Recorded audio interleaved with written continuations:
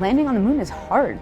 We're going back. Under this Artemis program, we're going to be sending humans to the moon for the first time since Apollo. So ahead of humans, we want to get up as much science exploration and technology experiments as possible. So CLIPS starts facilitating a lot of the early science, the things we want to learn before we even send humans. CLIPS stands for Commercial Lunar Payload Services, CLPS. The services part is the key element. Ordinarily, when NASA delivers a payload to the surface of the moon, they do it with a commercial partner, but NASA controls the building of the vehicle.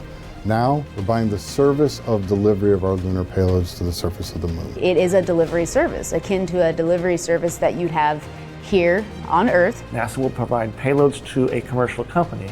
They decide how to get it to the moon. They have to develop their own lander, but they also have to manage the entire end-to-end mission. It's meant to provide affordable, rapid, frequent access to the lunar surface through American companies. We're funding different companies. We have commercial companies that are competing to win task orders to deliver our payloads to the surface of the moon. One of the goals when we started CLIPS was to help establish a lunar economy. Somebody has to do it first, and then it becomes commercially available.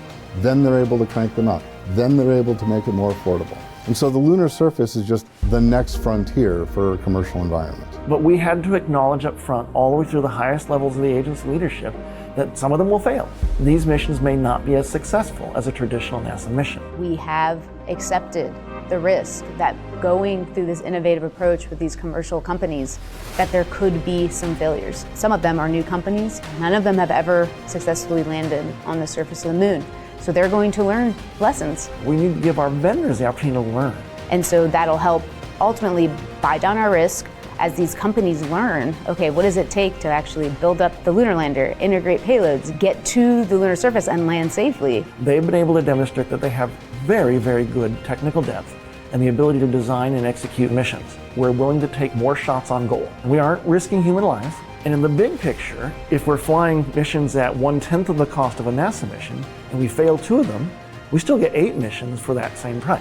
Even with 1 or 2 or 3 failures, this is still a very economical proposition. It's a risk posture which is more risk tolerant than NASA is accustomed to.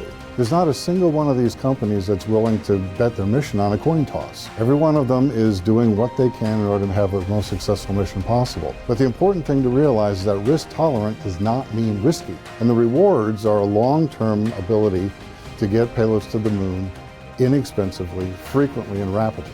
We want science, so we can then put more of our resources on even more science, exploration, and technology payloads and get more of return on investment when we get to the moon. CLIPS provides tremendous benefit across the scientific and economic communities. So there's a lot we'd like to learn about the moon to help human habitation and prepare us for missions to Mars and beyond. So the moon is the first step.